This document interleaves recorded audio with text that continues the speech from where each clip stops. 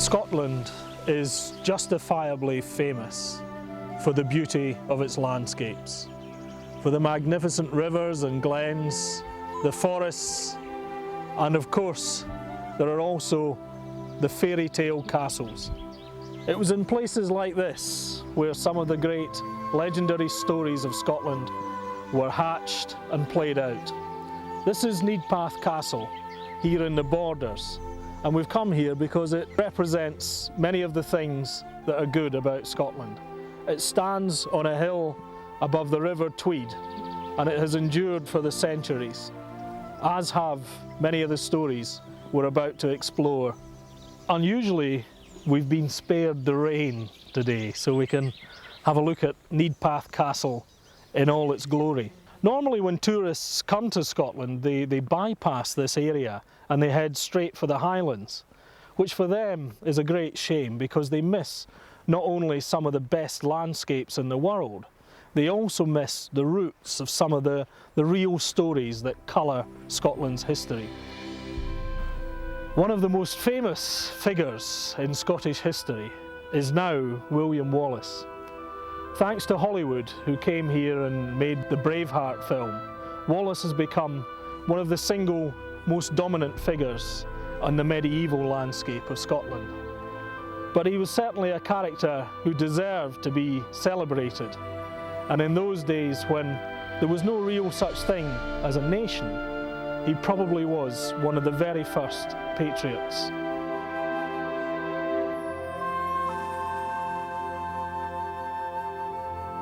I think William Wallace must be regarded as one of the great icons of Scottish history. A remarkable figure by any stretch of the imagination. Historically, he was the son of a knight, but in legend, he became the common man, the man from nowhere, who appeared in the hour of need of his country. Medieval people believed in the great chain of being, that everything had its correct place. If you took one piece out and inserted it somewhere else, the whole chain was likely to fragment. So the English accounts stress the unnaturalness of this man. And what's curious is that the Scottish nobility, who should have been leading the armies at the time Wallace was leading them, also distrusted him for the same reasons. He was a man of low birth. We know very little about the early life of William Wallace. What we do know is that he was born in Elderslie in the parish of Paisley in 1270. But for the rest of the detail on his colourful life, we have to rely on an epic poem which was written by a minstrel known as Blind Harry. And Blind Harry tells the story of William Wallace and his deeds from the time when he stepped onto the national stage in 1297 AD. The first record of Wallace in the history books is the mid-1290s, when we hear the Sheriff of Lanark, William de Hazelrig, who was an Englishman and part of the English garrison there, had assaulted William Wallace's wife. He subsequently murdered her. Wallace took swift and instant revenge. He murdered de Hazelrig and with some followers killed the rest of the garrison in the town. He was immediately declared an outlaw and he carried out a guerrilla campaign against what he regarded as an army of occupation. William Wallace, we think, was typical of Scottish opinion round about early 1297. Nobody likes to live in an occupied country.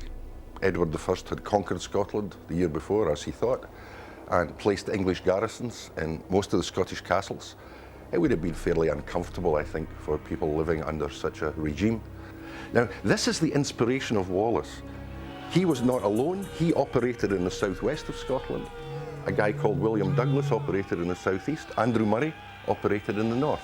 It looks like they were the inspiration, these men, for a popular resistance, and we're told of the common people coming out and supporting them.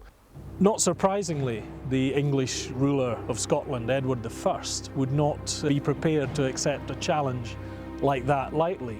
He dispatched the Earl of Surrey with all of the English forces in Scotland to deal with the rebellion as quickly as they could.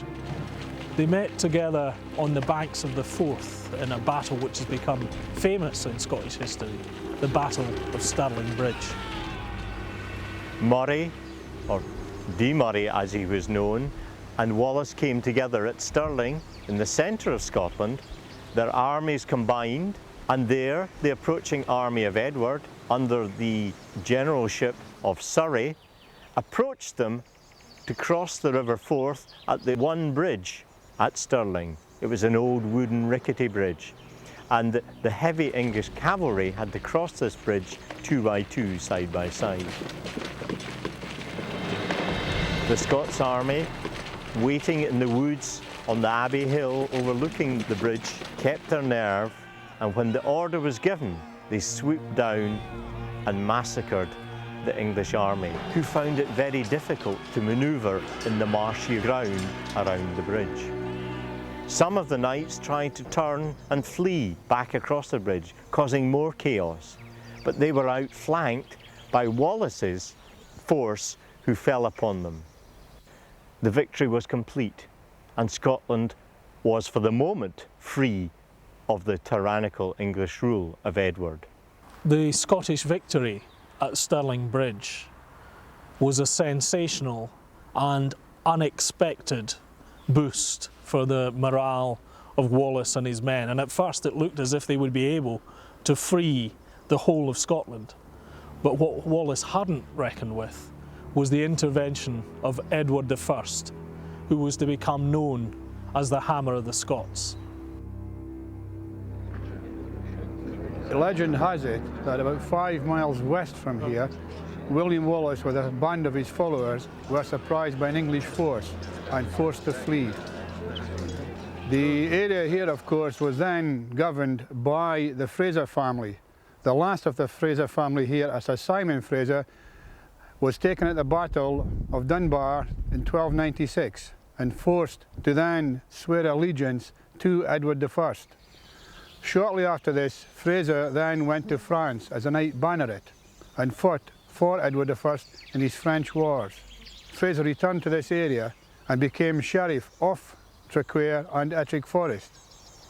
During this period, certain people wrote to Edward I suggesting that Fraser's heart wasn't actually in the employ of the English. He was a bit of a nationalist. Fraser, shortly after this, proved this by changing completely to the Scottish side. Now, Edward was not only a first-class ruler, he was also a great politician, a statesman, and above all, he was a soldier who knew the craft of soldiership, and he knew what had to be done on the battlefield. Edward marched north with his own army, and he engaged Wallace and his forces in the Battle of Falkirk. It's really quite hard to assess the methods of warfare used at this time. One of the mysteries is the Scots had been at peace with England and virtually everybody else for 100 years. So where did they acquire the military expertise which allowed them to resist the English? The schiltrum was used at Falkirk, which is the battle that Wallace lost. It's more of defensive, I think. It's been compared to a hedgehog with a kind of semicircle and spears sticking out, close ranks and archers between the spears. The idea was the spears would protect the defending troops against a cavalry charge. The archers would do their damage as well. At the Battle of Falkirk in 1298, the Scottish army, under the generalship of Wallace alone, were mainly spearmen, formed into schilterns or phalanxes. The first charge was repulsed, but Edward was a wily soldier and brought up his archers, and the archers rained their deadly arrows upon the schilterns. Many of the Scots fell dead. Their ranks were broken. The cavalry came in to charge and finish off the job. Wallace indeed was lucky to escape with his life. He had to flee to France, where he tried to enlist the help of the French king. Edward, of course, was back in charge, but Wallace came back to Scotland, tried to regenerate a guerrilla campaign. Unfortunately, he was betrayed by one of his own countrymen, Sir John Monteith, who gave the brave Wallace up to Edward I, who in typical fashion had no mercy. He had Wallace taken to London, where he was hung, drawn and quartered as a lesson to to all Scots that they were not, under any circumstances, to trifle with the will of England. I think it's quite possible that the Wars of Independence might never have come about had it not been for the actions of William Wallace. The problem was that many of the Scottish aristocrats, including Robert Bruce, the future king, had estates in England. They did not want to jeopardise their possession of these estates by taking on the might of Edward I. If the proper rulers of the kingdom are not doing their duty, the common man will come forth and usurp their authority.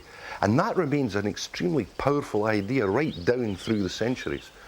Shortly after the execution of William Wallace, another man strode onto the stage of Scottish history, and this time there would be no mistakes. This was Robert Bruce, the man who was to become the most famous king of Scotland. And Bruce was able to unite the whole country behind him and win the independence of the nation. Although it's now associated as a Scottish name, Bruce actually was a Norman name from de Bruce, and Bruce came from a Norman family. But by the 1290s, they were very much a part of the Scottish nobility. The area at that time was governed or ruled by Sir Simon Fraser. The Frasers, of course, were Norman knights. He fought with Bruce, and legend has it, at the Battle of Menfin, he placed Bruce back on his horse 3 times when he had been unhorsed. Now imagine if this had not happened, the course of history would have been changed. Robert was one of the claimants to the throne, but that claim, along with those of 12 others, was dismissed. And the noblemen of Scotland decided to appoint Edward I as Guardian of Scotland. The noblemen of the time, being practical fellows, signed what was called the Ragman's Roll. Bruce then was very much involved in the politics of the time, but he had for himself a long-term view, which was the throne of Scotland. The switching of allegiance in the late 13th, early 14th century is fairly easy to understand. You could see the nobles as a sort of international fraternity who moved back and forward over boundaries and borders quite happily. And they didn't necessarily have a commitment to a concept, to an idea. It's very interesting that in 1304, when Edward is bombarding Stirling Castle and he asks them, on whose authority do you hold this castle? Against me, Edward I. They say, we hold on behalf of the Lion. That's the first abstraction of kingship that you get in the British Isles. They're having to formulate new ways of articulating their political aspirations. What's happening in this very interesting period is that people are working out their ideas and their identities and their commitments for the first time against a very tricky background. So they're reacting to present contingencies and redefining themselves in the process. In the medieval world, you were only ever going to be a king if you had the strength and the ability to protect your position, sometimes physically. Bruce and Comyn were 2 rivals for the throne, but at the same time they were also occasional allies. And the Bruce clearly decided at some stage that he had to be rid of Comyn.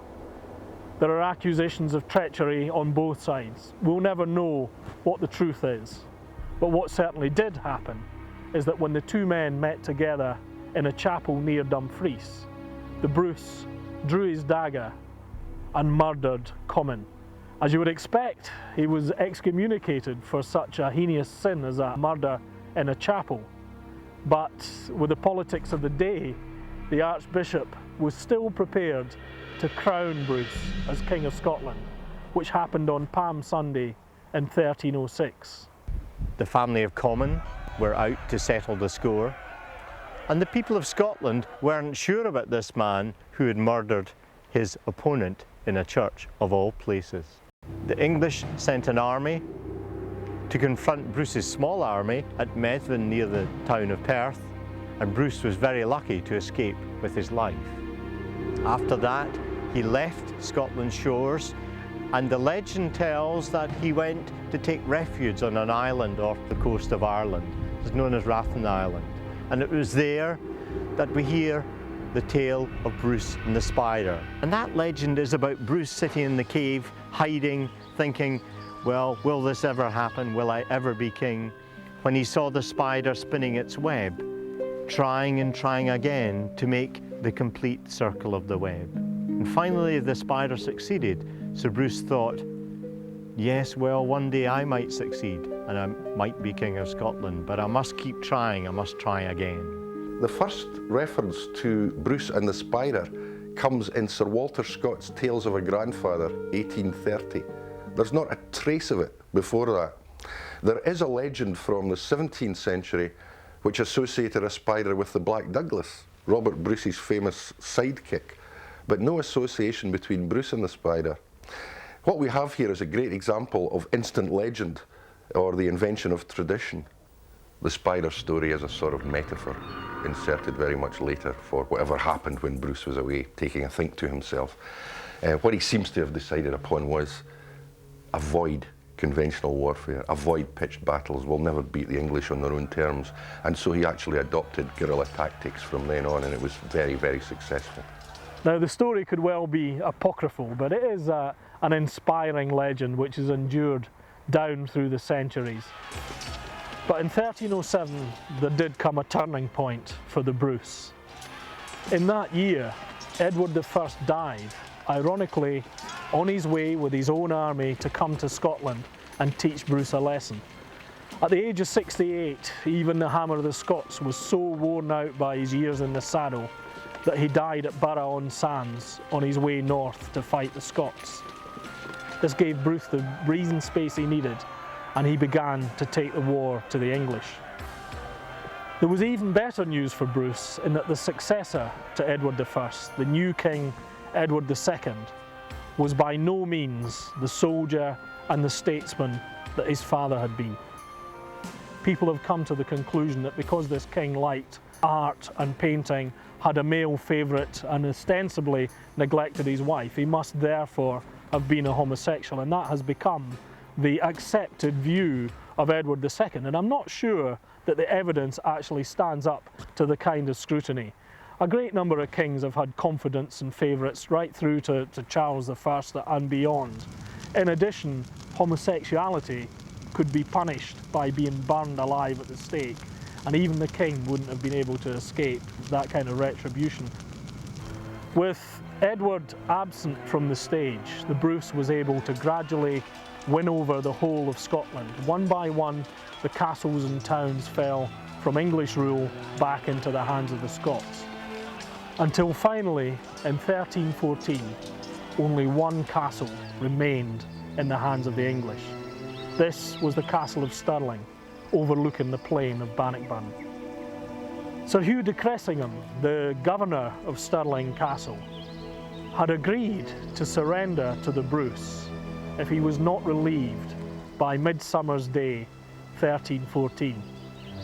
Now, even a king of questionable strength and vigour such as Edward II couldn't afford to ignore a challenge like that. If he lost Stirling, he lost Scotland. And to try and make sure that didn't happen, he assembled one of the greatest armies ever to leave England. It was led by a powerful vanguard of knights, there was a huge body of men-at-arms, and of course there were the famous longbowmen. They were to meet on the field at Bannockburn. It came to pass in 1314, the battle to end all battles, in Scottish terms, was fought. The army of Edward II was very much stronger in terms of numbers, but Bruce had made preparations for the coming of the English army. He had took up a very strong defensive position. He had dug pits. In these pits he had put spiked poles to trap the cavalry, and he waited patiently for the English army to advance. The Battle of Bannockburn was Bruce's defining moments, and one of the reasons for his success in that battle was his ability to prepare not only his army but also the ground on which they would fight. He chose the River Forth to define the boundary of the battlefield, and he knew the English had to come and relieve Stirling Castle. He knew the road they would be approaching, and as a consequence of that, he was able to spend time preparing defensive positions on the battlefield.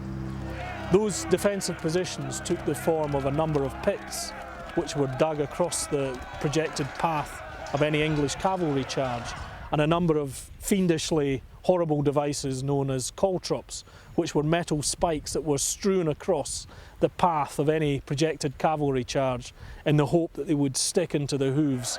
By doing so, Bruce was able to spend time drilling the men, getting his army to act in a cohesive fashion, and preparing the terrain. That was very unusual on a medieval battlefield, and it paid dividends in the Battle of Bannockburn. Instead of awaiting the English attack, he launched his own schiltrons in an attack against the English cavalry. This was certainly throwing a spanner in the works, and certainly not the kind of thing that Edward II would have expected. By his ability to use the river to define the battlefield, the Bruce was able to pen the English army into a fairly compact and fairly narrow piece of ground. They couldn't use their archers as they'd done at Falkirk because the archers were behind not only the cavalry but the billmen who were in the second rank. This meant that the Scots infantry were free from the dangers of the arrow storm that had decimated them at Falkirk and also in the Battle of Methven.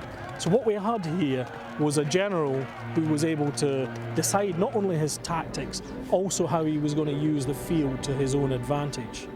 Some of the English archers did actually manage to take up a position on the flank and begin to cause casualties among the Scots infantry with their arrow fire from the flank. And the Bruce had had enough wisdom to keep back the tiny reserve of cavalry he did have, only 500 men, lightly armoured on small horses, but they were to prove absolutely decisive at that point, because it was then that he released his small force of cavalry to disperse the English archers and keep the battle going in favour of the Scots. The English cavalry advanced, but could only advance very slowly because they had a very limited section of dry land in which they could advance. That attack was repulsed easily by the Scottish spearmen, and then the next day the spearmen beat off the English army. As the English army were turning to flee, the reinforcements or the camp followers came into the battle and the rout was complete. The English made off. The king himself was lucky to escape, but his wife and daughter were taken prisoner and ransomed for a great price. Bannockburn was undoubtedly a colossal victory. There's no question about it. Probably the most spectacular victory in Scottish history. As such, it's never been forgotten by certain sections of the Scottish community.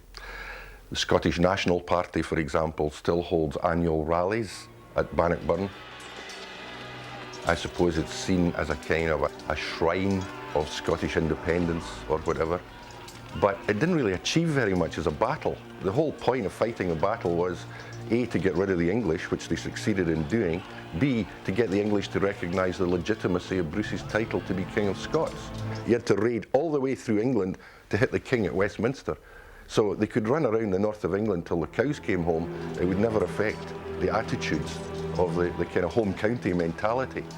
Sadly, the battlefields of Britain haven't benefited from the kind of protection that a field like Gettysburg has had, for example, in the States. They've been encroached by modern developments, and in Bannockburn's case, housing development right onto the battlefield. And also the landscape has been changed by the advent of modern farming techniques. Behind me here we've got the River Tweed, which can represent for us the River Forth that was going to give the English army so many problems, particularly during the retreat.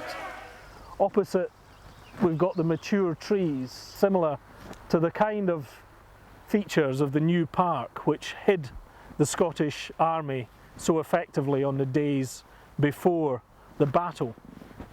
Then across here, we've got a flat plain which stretches from the river. It hasn't been changed by modern farming techniques. It hasn't been intensively cropped by animals. And as such, we can see the tussocky nature of the ground, and you can appreciate just how difficult it would be for cavalry to make progress across ground like this. There are a number of things that can trap the ankles and break legs of horses. Towering over this landscape, we have the castle of Needpath. Now, Needpath is obviously a much smaller castle than Stirling, but you do get a feel almost of the battlefield in miniature and what the main features were. In 1320, the Scots did. The nobles, barons, freeholders and the community of the realm of Scotland, they sent a letter to the Pope of the day, really asking the Pope to put pressure on the English king to recognise Bruce's title. A declaration of Scottish independence. And there are some very, very interesting ideas in this document. They actually say, if Robert Bruce should ever submit our kingdom to the King of England or the English, we will remove him and set up another better able to govern us in his place. Now, they had no intentions of removing Robert Bruce, but they're trying to show if Robert even hints at stepping out of line, they're going to remove him. So what's that? That is the earliest statement of the contractual theory of monarchy in European history. They're saying the king is answerable to his subjects. The next section of the Declaration of Arbroath goes on to say, and this is quoted all over the place, but it's still got, it's very moving. For so long as 100 of us remain alive, we shall never surrender. It is not for riches, nor for glory, nor for honours that we fight, but for freedom alone, which no honest man will lose, but with life itself. If the Battle of Bannockburn was to prove Scotland's greatest day in its military history, the blackest day was to come almost 200 years later at the Battle of Flodden. On that day, in a field in the north of England, 10,000 Scotsmen lost their lives under the leadership of King James IV. In many respects, James could have been a greater king than the Bruce. He was a cultured man and he understood the need for education in a changing world. This was the time of the Renaissance, and James was very much a Renaissance king. He established Scotland's third university at Aberdeen, for example, and he was terrifically interested in the fields of literature and art and science. For him, the application of science came very much in the exploration of gunpowder. He was fanatical about artillery and its employment on the battlefield. Unfortunately, the artillery was to let him down on the day of his greatest trial. James IV of Scotland came to the throne in 1488 following the untimely death of his father. Much trade was carried out between Scotland and the Low Countries and France. In terms of culture, he set up the third university in Scotland in Aberdeen, the College of Surgeons in Edinburgh, set up a printing press, encouraged writing and literature, and so did a lot of good for the education of Scots and Scotland. His brother-in-law, Henry VIII of England, had formed the Holy League with the King of Spain and the Doge of Venice.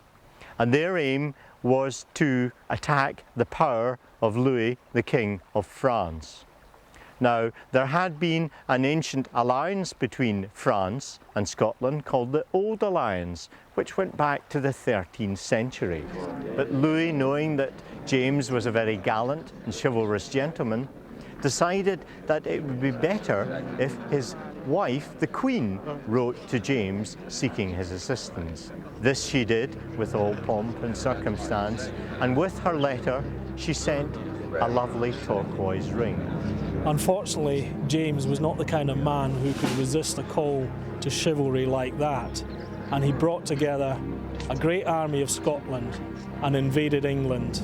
It was a big mistake on James's part, and the Scots army came disastrously unstuck when they moved into England in order to support the French in September 1513. The Battle of Flodden was an unmitigated disaster for the Scots, and the famous image of the sole survivor returning to Edinburgh still haunts the Scots today. James himself is alleged to have been forewarned by an apparition, the famous Blue Man, who appeared to him before the campaign. At Linlithgow, where the king was praying, this man came to the church, knocking on the door, insisting that he saw the king. The man wearing a blue cloak, it is said, had been sent by his mother with a warning, a dire warning to the king that he should not set out on this journey because it would be very, very dangerous, both for him and his companions. Furthermore, his mother had told him to give the king the message that the king should not take the advice of women. Whether it's true or not, or whether it's been embroidered over the years, it certainly was a legend that was prevalent at the time of the battle.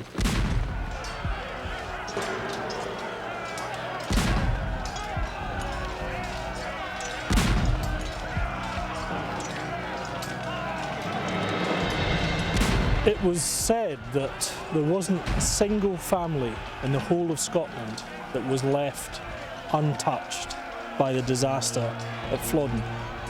So great were the casualties that they were lamenting throughout the land.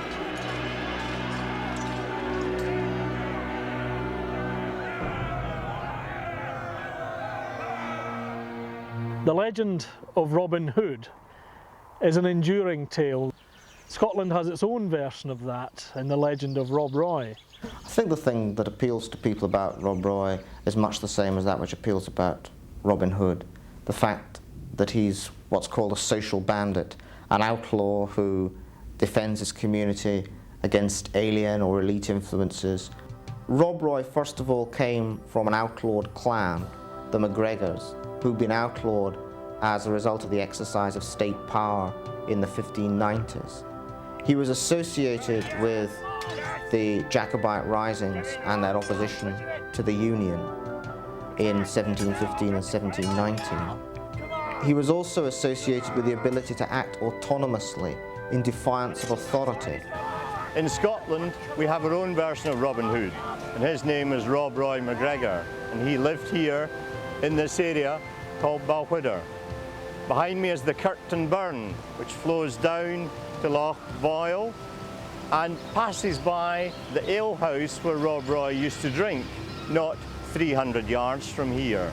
He drove cattle to markets in the south, down to England, and as he reached his late teens, he was installed in a farm not far from here on the southern shores of Loch Foyle.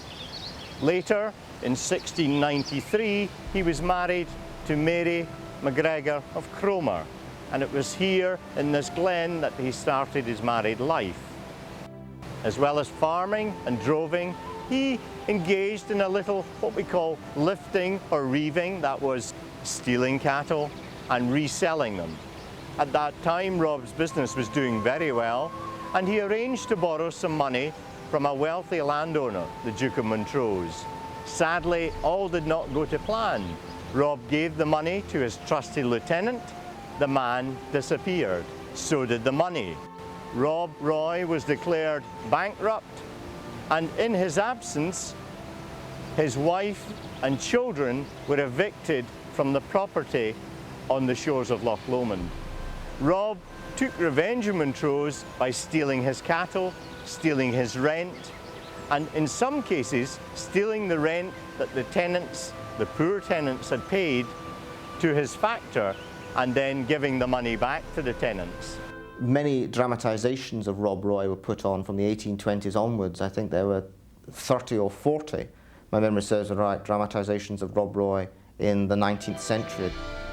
He was very much a figure taken up as a result of Scott's novel, and yet Scott's novel was called Rob Roy for a reason, because Rob Roy already had a status on which Scott was drawing. So I think we can say that Scott was a great publicity agent for Rob Roy. Rob became implicated in the political struggles of the time, the struggle to replace the Stuart kings on the throne of Scotland. He was given a pardon towards the end of his life, and he ended his days here, further up the glen at Inverloch Larrig. He had a dispute with a neighbour called James MacLaren over a field at Invernenty.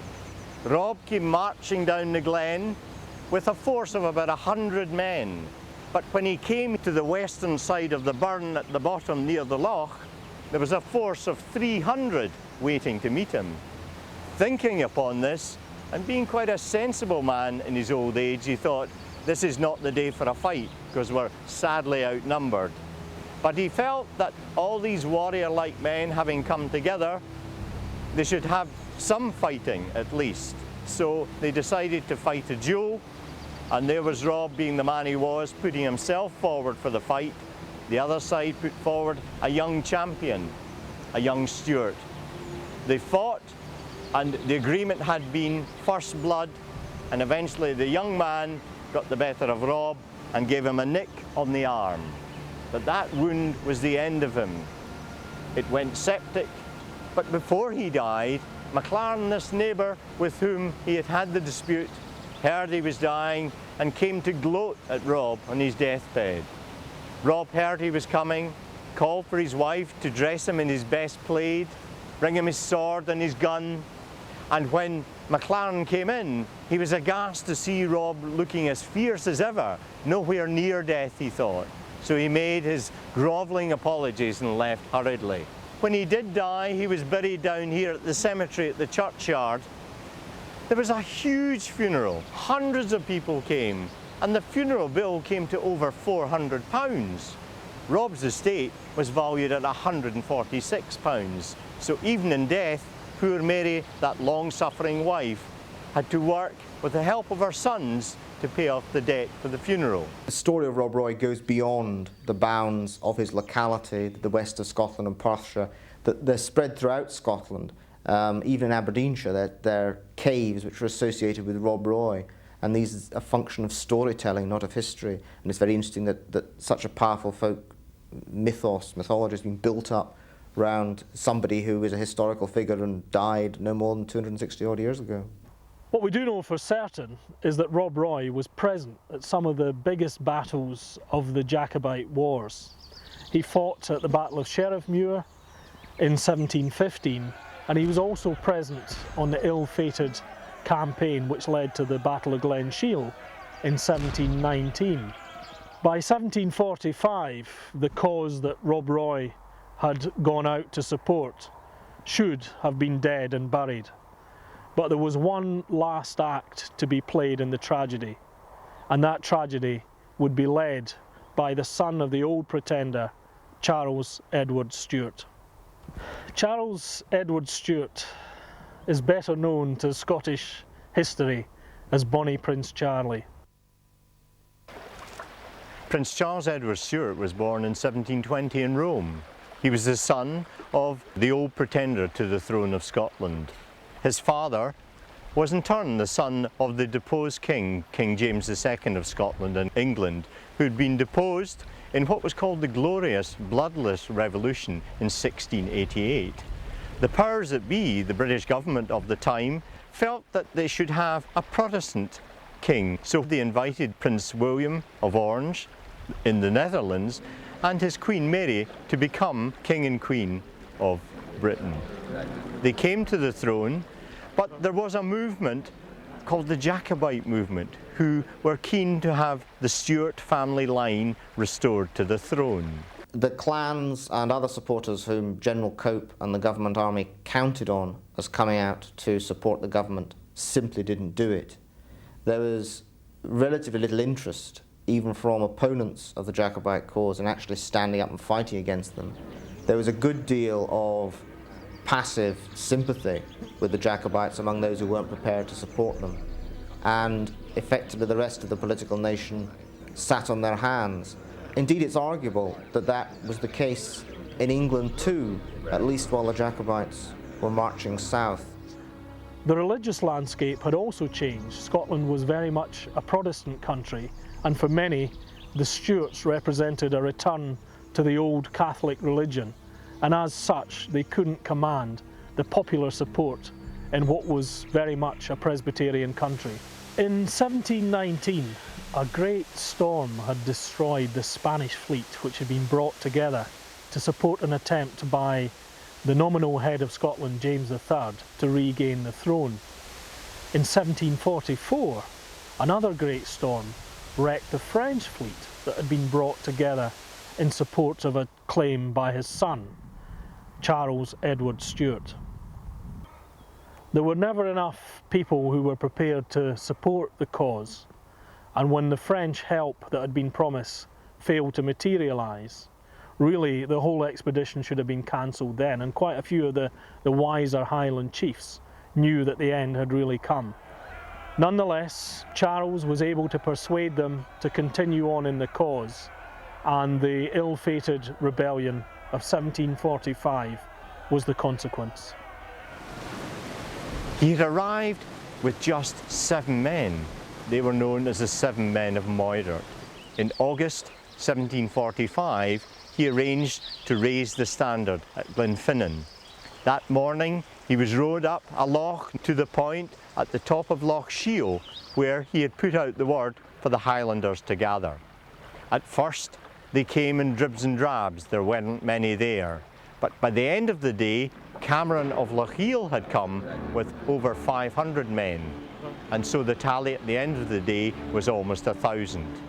He marched south with this army, gathering men and support as he went, and in no time at all he'd reached Edinburgh. He took Edinburgh quite easily. He defeated the army of the government under Johnny Cope at the Battle of Preston Pans, and the famous tune, "Hey Johnny Cope, are you walking yet? Are you awake yet, General Cope?" became a byword for the Jacobite army. After the Jacobite army left Edinburgh, it split into 2 columns. One column actually ended up here between Peebles and the castle and camped overnight en route to England. And it's also recorded that the local populace were much put out by this. Now this column was commanded by Sir George Murray, contained most of the artillery. We're talking about a considerable number of men and horses. The officers themselves probably took billets in the town itself, but the men would have been left to rough it down in this flat area by the river. The river, of course, providing water for the horses and the men. It was then that Charles' real master plan was unfolded. Despite the fact that he had claimed the throne of Scotland and actually had his father proclaimed as James VIII of Scotland, he decided that his real mission lay in winning the throne of England. And that's when things really went wrong. Lord Murray proved himself to be an excellent commander at Preston Pans, and it was his ability that glued together the Jacobite army. But Murray was no fool, and he agreed to march on England only on the condition that they would receive French help. The prince by this stage must have known that no French help was ever going to materialise, but nonetheless he allowed the army to embark on its march into England, probably in the hope that what he saw as his English subjects would raise up in arms to help him. Once again, this didn't happen. Other than a motley collection of volunteers that they picked up and formed into what was optimistically known as the Manchester Regiment, the English population were at best indifferent to the Jacobites, and certainly large sections were openly hostile. They advanced as far as Derby, just 120 miles north of London. But when they got to Derby, they hesitated. They had a council of war, and Charlie was advised that he should turn back. But in London, they were making arrangements to move the king from town, and it was at that time our national anthem, "God Save the King," was penned, because there was such a fear that these wild Highlanders would come and take the town. Murray and the other chiefs were prepared to allow the charade of an invasion to progress as far as Derby, but by then they knew the army had to be turned for home. Having done so, they were able to forge together a victory over the forces of Hawley, who were pursuing them into Scotland. But ultimately, they were once again forced to retreat, this time to Inverness, the Highland capital. Even at Inverness, they were still pursued by William, Duke of Cumberland, second son of George II. Cumberland was on a personal mission to ensure there would never again be a Jacobite rebellion in Scotland, and as such, he used the government forces to ruthlessly suppress the Highland army in the Battle of Flodden in April 1746. Cumberland and his men an army of about 9,000 strong, were camped at Nairn, not far from Inverness. And the prince heard of this. He also heard it was Cumberland's birthday. And he reckoned that Cumberland would be entertaining his army to a night of celebration in honour of his birthday. So they planned a night raid, a night attack. On their approach, the guard was alerted and the attack was aborted. The troops, hungry and tired now, made their way back to Culloden Moor. The next morning, the government army marched up. The Highlanders stood in tight ranks. Against them was a highly regimented army of 9,000 troops, mostly regular troops. But believe it or not, there was some Scots fighting on that side as well, those Scots who took the government side. There was some confusion in the Jacobite ranks as opposed to the giving of orders. The command to charge was not passed, and the English artillery wrought havoc.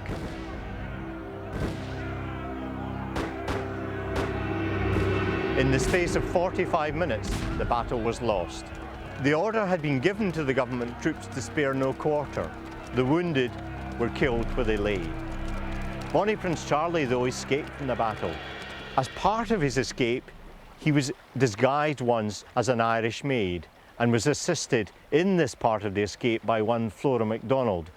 Charles and Flora are a very poignant pair. A young woman doing her duty as she sees it to protect and succour her prince from the threat of arrest and death. It is innocent and therefore very much closer to a fairy story than these things so often are. But it also has very powerful symbolic resonance, that it makes a very good counterpart to a male-oriented military campaign, that when he falls on hard times, it's a woman who succours and rescues him and so on. It gives a kind of domestic aura to the public political side of the earlier part of the Jacobite Rising.